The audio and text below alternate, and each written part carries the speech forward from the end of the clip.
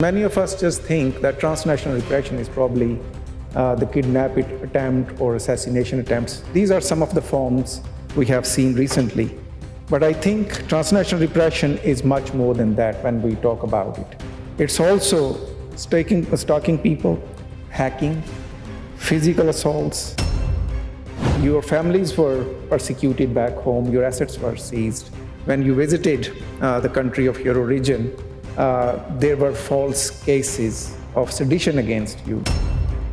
India has always been committing atrocities against humanity, or has always been violating human rights and religious freedom. It is nothing new. My colleagues from USERF, they are aware that they have been flagging India up as a country of particular concern for religious freedom. But I think more of it has just come to limelight after the statement made by the Canadian Prime Minister Justin Trudeau in November last year, where he stood in the Houses of Parliament and accused India for an assassination attempt of Mr. Nijjar, a Sikh Canadian who was assassinated in Surrey. We know the indictments of certain Indian officials here at the US soil where there were accusations of transnational repression or assassination plots. Some of people in this room has been formally warned by FBI that they probably can be victims of transnational violence, and they are sitting in this room. India does not completely adhere to UN Convention on Genocide. It has submitted reservations against it. It does not endorse right to self-determination, which is enshrined in the UN Charter, and discrimination against women. And these are only few what India doesn't accept. When it comes to the commercial relationship, human rights agenda and religious freedom is sometimes snubbed. So human rights and religious freedom should come first, then the commercial rights and all of that. And in all commercial dealings or contracts with any of the countries, human rights and religious freedom should be used as risk assessment mechanism. Honorable Undersecretary General, members of the Congress, staffers, ladies and gentlemen, friends. It's afternoon now, good afternoon. And since we have a lot of Sikh friends, Vaheguru Ji Ka Khalsa, Vaheguru Ji Ki Fateh. It's an honor to be on this podium. As Lawrence was saying, I've been on this podium so many times, but I'm very passionate to deliver a panel today. Specifically for the reason that I stand here not only somebody who knows this subject, but also a victim of transnational repression. And this term, transnational repression, was missing when I was the victim, because my colleagues from USERF are here. In 2017, United States Commission on International Religious Freedom published my report, Constitutional and Legal Challenges Faced by Religious Minorities in India. So this was a report of its own type, first ever report exclusively on India.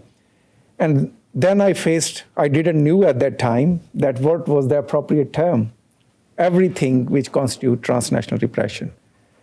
So whether that was harassing me, whether using the online space, whether sending me text messages on the Facebook that you would be assassinated, whether that's starting disinformation campaign. My colleagues from the UN, because I was with them at that time as well, they received several letters at the UN structure calling me terrorist sympathizer and all sorts. So today I stand here on this podium, not as somebody who knows the subject, but somebody who is a victim of transnational repression. So when we talk about transnational repression, many of us just think that transnational repression is probably the kidnapping attempt or assassination attempts. These are some of the forms we have seen recently. But I think transnational repression is much more than that when we talk about it. It's also stalking people, hacking, physical assaults, attempted kidnapping. As Undersecretary General said, like genocide doesn't start at the final stage with the gas chambers. Transnational repression also doesn't start just with the killings and kidnapping. And it's also about threatening people, detaining them, and their family members back home, and also freezing assets, online disinformation campaigns. So most of you who are sitting here today has faced all of that, haven't you? Your families were persecuted back home. Your assets were seized. When you visited the country of your origin, there were false cases of sedition against you. So more or less everyone sitting here is very much familiar what transnational repression is. But it's probably a new term. Many of us haven't heard about it, but nevertheless we faced it in the past, and it had many forms in the past. So we know why these governments who does it is usually try to curtail people's voice. Political and human rights activists, people who are journalists, people who are political activists, religious and ethnic minority groups, they are usually the victim of transnational repression. My colleague from Freedom House, we are very happy she has joined us. Freedom House has done some exceptionally good work on monitoring transnational repression across the globe. I think your 2023 report is not available yet, but I was consulting your 2014 to 2022 report, where you have monitored transnational repression. There, as far as my research goes, 854 cases, which constitute all sorts of transnational repression of assaults, kidnapping, assassinations, and all of that. And these cases are not curtailed to one particular nation. This trend is across the nations. But you would be interested to know who are top 5 in this Hall of Shame. So those top 5 countries in the Hall of Shame are China, Turkey, Tajikistan, Egypt, and Russia. While some of the Central Asian countries like Turkmenistan, Uzbekistan, Iran, Belarus, and Rwanda, they are in the top 10 in this Hall of Shame, I would say.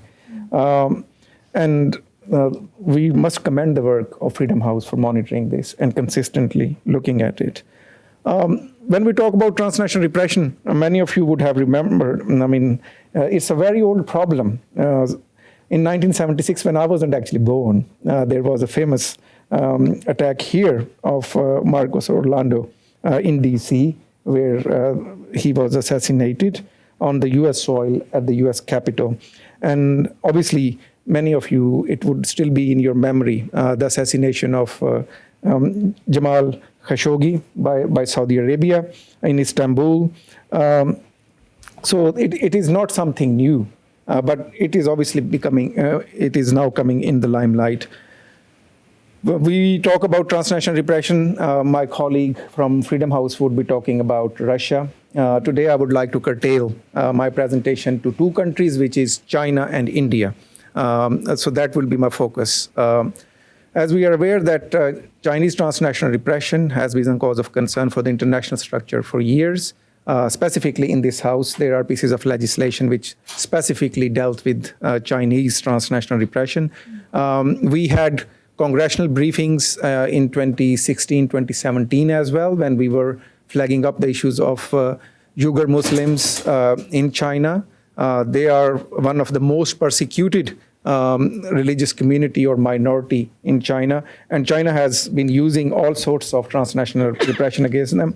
There are 1.6 million Uyghurs who reside outside China, and surveillance, infiltration, intimidation, harassment, extradition, you name a form of transnational repression, Chinese government and Communist Party has terrorized this Uyghur Muslim community throughout. And it is really sad to know that it is not only the Chinese soil where these transnational activities are happening. If you look at the neighboring countries of China, like Laos, Cambodia, a lot of activities of transnational Chinese repression has happened there. Journalists, human rights activists, everyone has been targeted in these neighboring countries.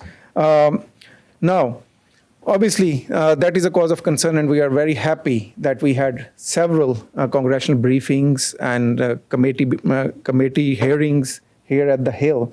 But one of the worrying trend, we welcome our congressman, is this, that some of your former colleagues, sir, are now facilitating Chinese transnational repression on the US soil by lobbying for them, and also some of the former members of Congress has been part of the Chinese effort in the transnational repression, which needs to be curtailed.